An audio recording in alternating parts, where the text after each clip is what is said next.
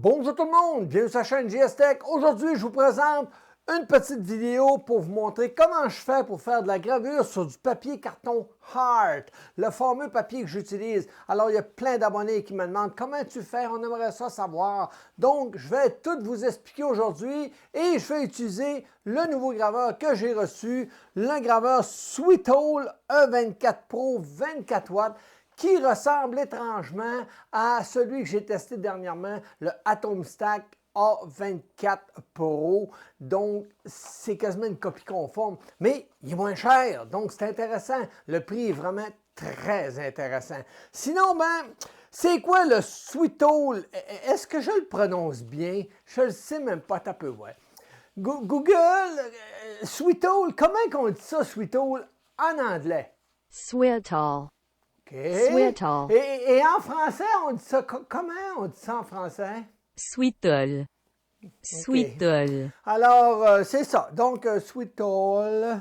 Alors, c'est une puissance optique de sortie laser de 24 watts de deuxième génération. Ça veut dire qu'il est plus long sur son focus. Vraiment intéressant. Focus laser de 0,06 par 0,06 mm. Grandeur de gravure de 365 par 305 mm. Vitesse de gravure maximale de 36 000 mm minute. Une carte mère 32 bits.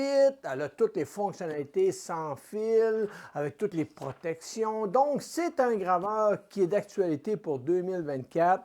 Maintenant, ce que je vais faire, je vais le déballer. On va regarder pour le mettre en marche.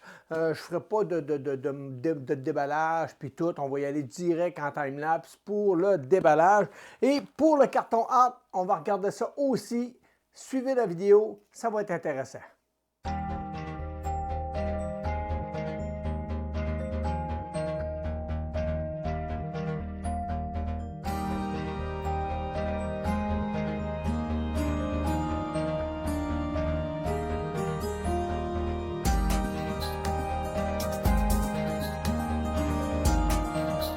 Et voilà, ça m'a pris juste 5 minutes. C'est une vraie farce.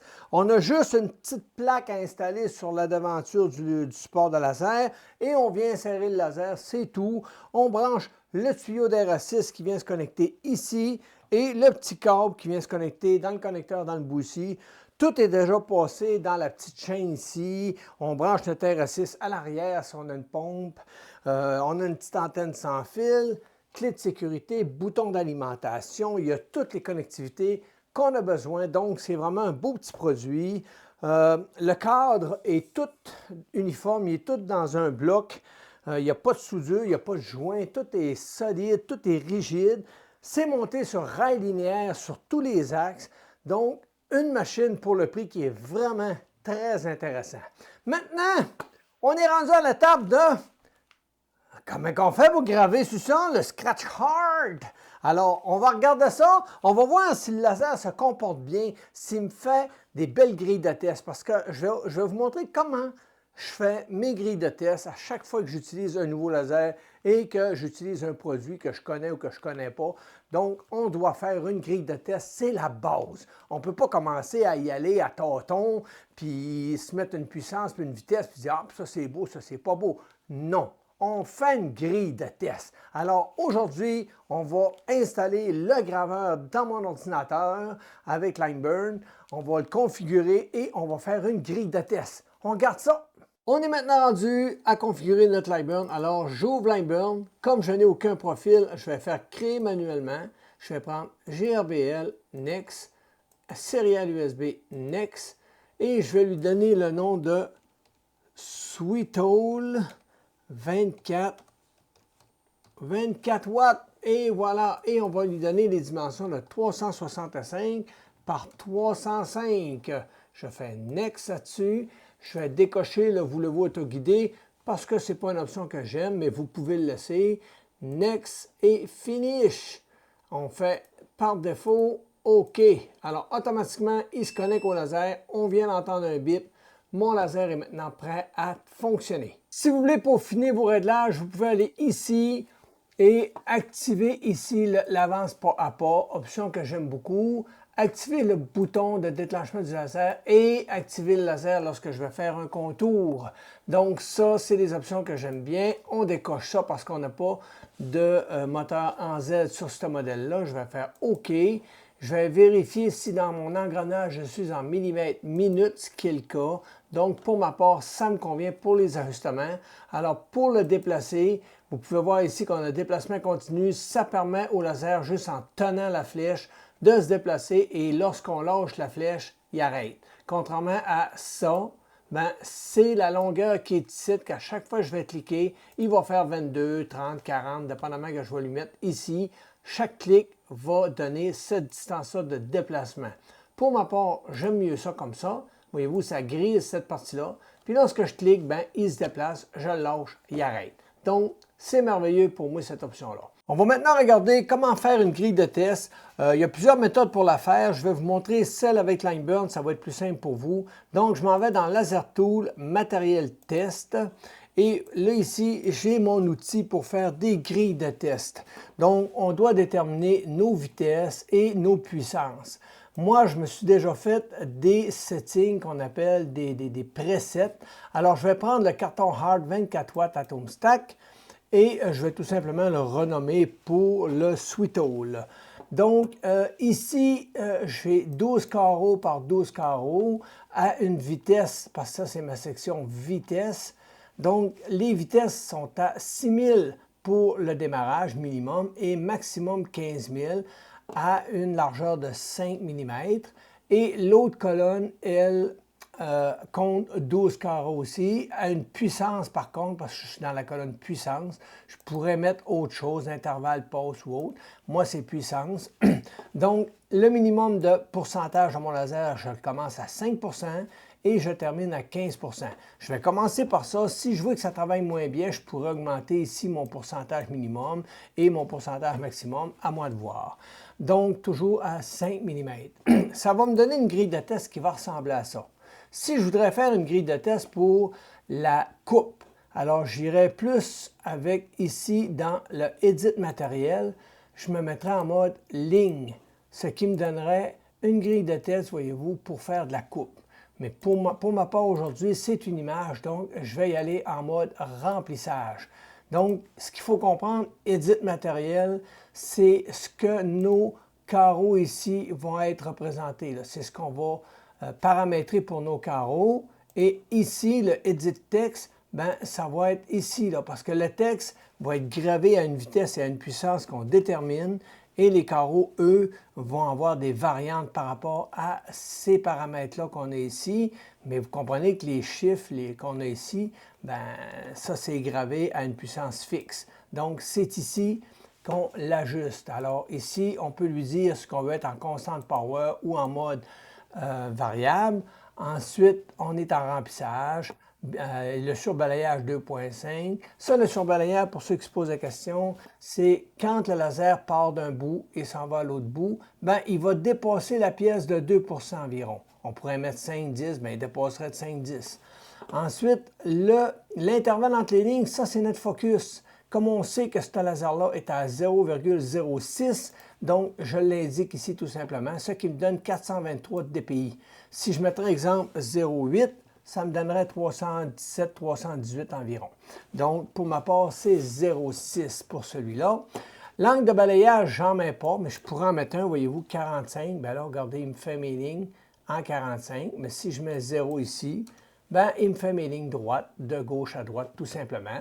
Puis comme j'ai coché l'option remplissage bidirectionnel, bien, il va faire gauche-droite, gauche-droite. Si je le décoche, bien, il va faire un sens, il revient, il va tout le temps faire juste un sens de gravure.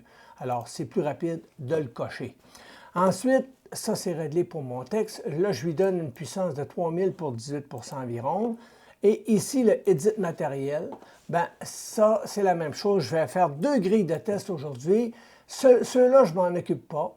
La commande mémotique, je l'installe, oui. Le Constant Power, je vais faire une grille de test sans Constant Power et une grille de test avec Constant Power. J'ai vu des lasers qui se comportaient mieux lorsque le Constant Power était désactivé et il y en a d'autres qui se comportaient mieux lorsque lui était activé. Donc, je vais faire 2 grilles de test pour bien voir la différence entre les deux. Il y a même des lasers qui se comportent bien avec les deux options. Alors, ça, le constant power, ce qu'il faut comprendre, c'est qu'ici, on est en mode variable. Donc, le laser peut passer de 5, 10, 15, 20 sans problème en variation. Mais quand il est ici, c'est on-off. Il allume de 0 à... Si on met, exemple, 10 ben c'est 0 fermé, puis on est à 10. Il n'y a pas de 8, 9, 7, 8, 9, il n'y en a pas. Alors, c'est comme ça qu'on va le tester. Aujourd'hui, voir si lui travaille mieux comme ça. Ensuite, je mets un 5 de surbalayage, c'est pas important. Le 0,6 qui est mon focus, le DPI qui est automatiquement ajusté lorsqu'on écrit ici ou vice-versa. L'angle de balayage, le nombre de passes, j'en veux rien qu'une parce que c'est une image. Et la commande pneumatique, on l'active bien entendu. Alors, ça va donner ça ici. Donc, le texte va être gravé d'une puissance et nos carreaux ici vont être gravés selon les paramètres qu'on a là, qui est 5 de puissance jusqu'à 15 de puissance et 6000 de vitesse pour 15 000 ici de vitesse. Alors, on fait OK là-dessus et je vais faire un cadrage pour m'assurer que la grille de test va être bien représentée sur ma surface de gravure et ensuite je vais pouvoir faire un démarrage tout simplement. Donc, on regarde qu'est-ce que ça donne. Alors, je suis maintenant rendu à l'étape de placer mon petit carton qui est le Scratch Hard de Ultimate Scratch Hard Set. C'est du petit carton que j'achète en paquet de 50 sur Amazon. Je vais vous mettre les liens dans la description. Ne vous en inquiétez point. Alors, à date, c'est lui que je trouvais qu'il allait mieux. J'en ai essayé d'autres sortes. J'avais des résultats mitigés. Avec lui, normalement, je réussis à avoir de bons résultats. Donc, je vais placer tout simplement une feuille qui va être une feuille sacrifice parce que je vais faire ma plaque de test dessus. Donc, je viens la placer dessus. Je vais utiliser l'RA6. Vérifiez si l'RA6 fait bouger votre feuille. Peut-être coller votre feuille. Pour ma part, à date, je n'ai pas eu besoin de la coller, mais ça peut arriver que vous soyez obligé de mettre un petit peu de colle en dessous, un double face ou des petits scotch-tape de chaque côté. À vous de voir. Pour ma part, je vais venir faire mon leveling, donc je vais venir ajouter la hauteur de mon laser avec ma petite plaque d'ajustement. J'ai enlevé la petite plaque de protection pour permettre de mieux voir la gravure avec les time-lapse. Donc, je vais ajuster ça et je vais démarrer ma grille de test.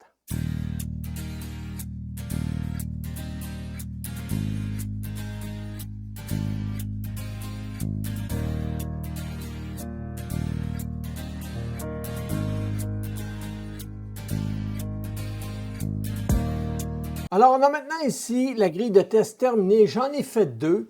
Alors, on a ici le côté gauche qui se trouve être le côté sans le constant power activé et ce côté-là avec le constant power activé. J'ai rajouté un 5 de puissance. J'aurais peut-être pas dû, j'aurais dû le laisser à 15 pour avoir une meilleure définition, une meilleure courbe ici comme ça. Mais sinon, ça me convient, ça me donne des bonnes informations.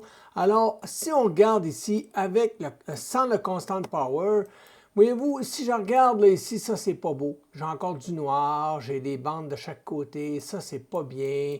Ça ici, c'est pas beau non plus, ça non plus. Alors, j'essaie de trouver la plus belle. Donc, quand je regarde ici, ça serait plus celle-là qui serait pas mal la plus belle. Sinon, ben là, ici, je mange ma couleur. Ici, je passais fort, donc j'ai pas réussi à enlever le noir. Ici, je commence à l'enlever. Ici, je l'enlève, j'ai des petites bandes noires. Mais là, c'est potable. D'après moi, la photo serait bonne ici. Donc, à 8, là, on voit que ça a été mal gravé, là, mais c'est 8.8, je crois. Je vais retourner voir dans ma grille de test. Ça, c'est le mode sans le constant power activé. Si je vais voir avec le constant power activé, j'ai des résultats différents. Voyez-vous ici, là, quand je regarde en haute vitesse, 13 000 et autres, je vois ici que c'est pas mauvais, mais j'ai des petites bandes. Ici, j'ai trop gravé, j'ai mangé ma peinture qui était sous le carton. Ici, c'est pas assez fort. Donc, on voit qu'on commence à prendre un peu de matériel.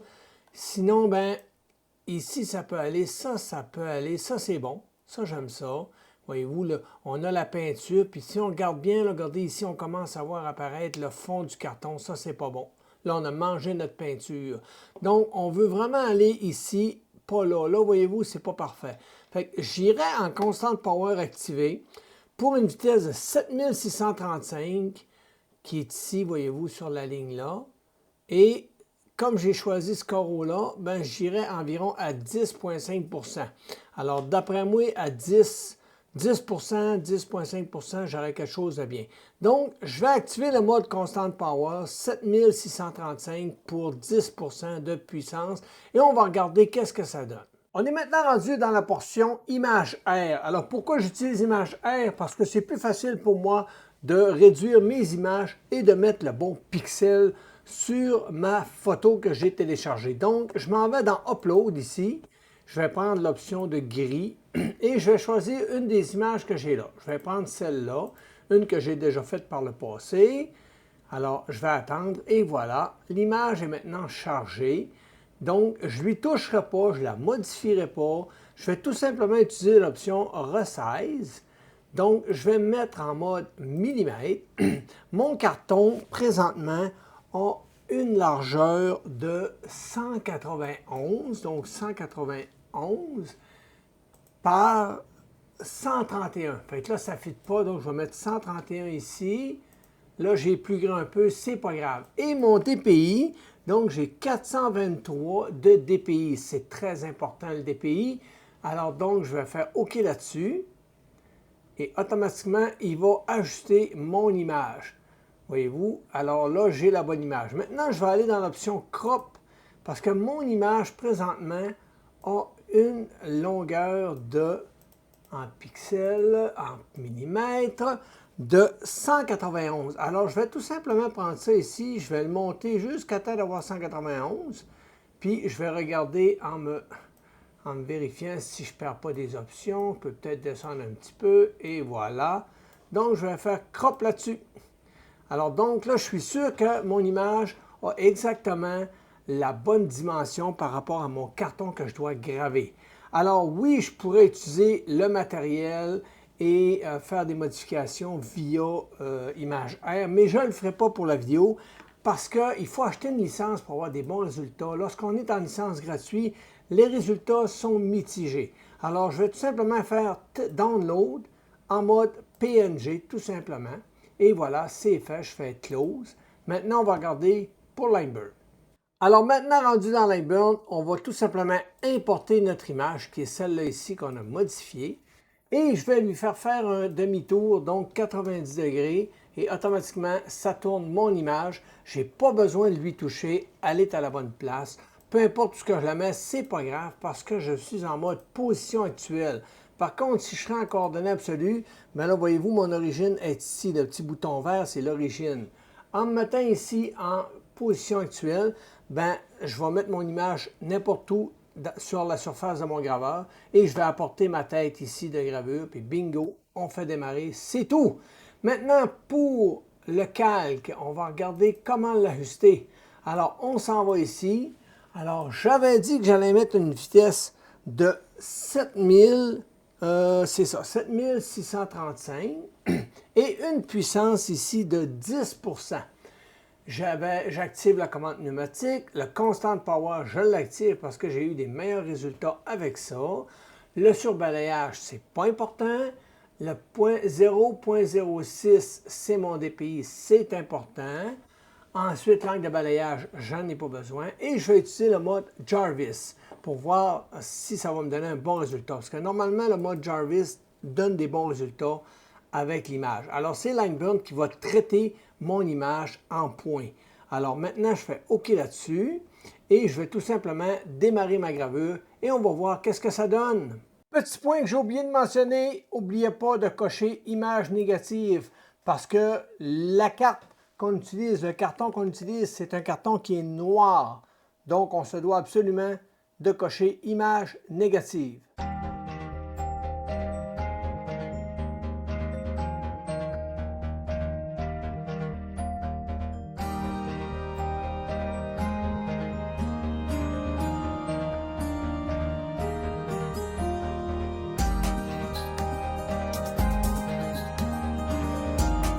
On est maintenant rendu à la conclusion de la vidéo. Alors aujourd'hui, je vous ai présenté une méthode de gravure que j'utilise dans la plupart de mes vidéos de graveur laser, qui est la gravure sur du scratch art, qui est un genre de petit carton, une petite feuille de papier cartonné, où il y a plein de couleurs qui est recouvert d'une couleur noire. Lorsque l'on gratte cette couleur-là, on voit apparaître les couleurs arc-en-ciel qui sont sous le carton.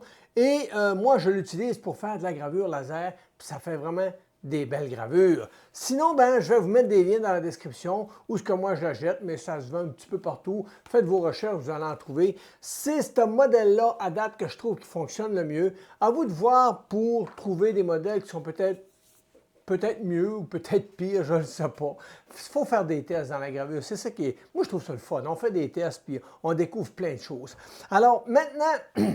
Merci beaucoup à TomTop de m'avoir fait parvenir le graveur, le Sweethold E24 Pro 24 watts, qui va vraiment très bien. Puis je pense que le prix va vous intéresser. Donc, je vais vous mettre les liens dans la description. Ce ne sont pas des liens affiliés du tout. Alors, TomTop me l'a tout simplement fait parvenir gratuitement et je vous le présente aujourd'hui en même temps que je vous fais ce petit tutoriel pour la gravure sur du papier carton hard. Donc, je vais vous montrer maintenant... avant de vous montrer, je vais vous expliquer ce qui m'est arrivé. J'ai fait une grille de test et cette grille de test-là, j'en ai fait une avec le Constant Power désactivé et une avec le Constant Power activé. Alors, il faut comprendre que c'est très important de faire une grille de test avant de faire une gravure. On doit savoir à quelle vitesse puis à quelle puissance que notre laser doit fonctionner. J'irai même plus loin que ça. Il faut faire aussi des grilles de DPI, en tout cas, il y a plein de tests qu'on doit faire. Mais pour aujourd'hui, ce que je vous montre, les deux paramètres qui est puissance et vitesse font le travail pour ce que vous avez besoin de graver.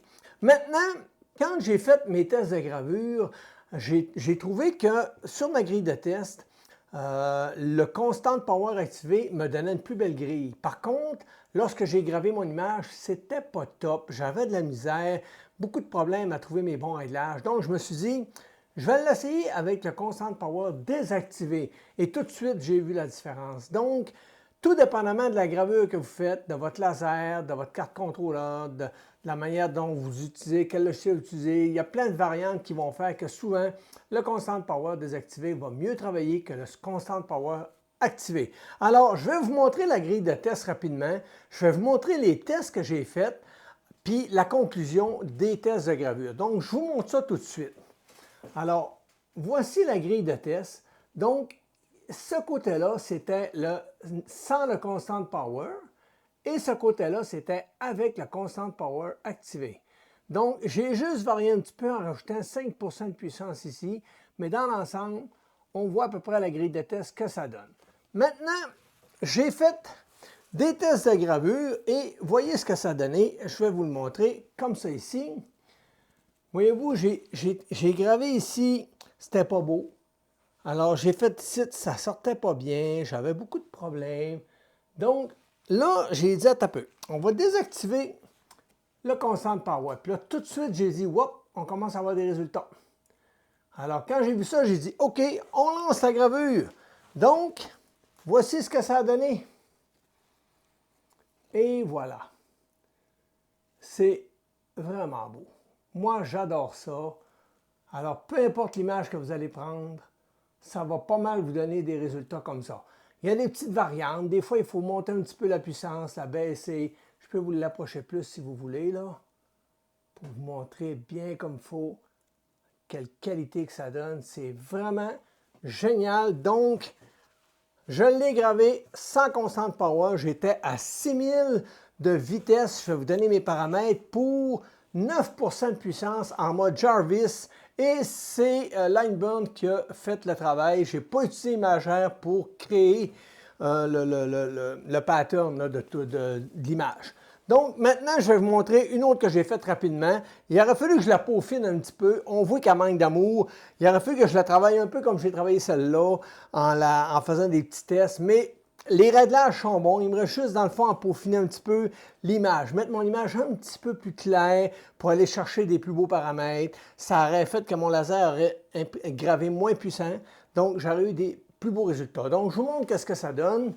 Alors ça, c'est une photo que j'ai prise par défaut sans l'ajuster du tout et ça a donné ça. C'est quand même pas choquant, mais on voit que ça manque d'amour un peu lorsqu'on la compare à l'autre qui, elle, est vraiment parfaite. Alors, c'est juste une question d'ajustement.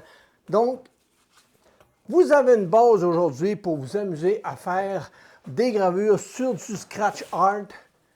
C'est vraiment le fun, je vous le dis là. Puis il y a une petite odeur, mais je n'ai pas été obligé de mettre de ventilation. Mais oui, il y a une petite odeur vous direz, de produits chimiques. J'ai changé de couleur 2 fois, mais je n'ai pas perdu connaissance. Donc, oui, vous pouvez le graver à la maison sans trop de problèmes.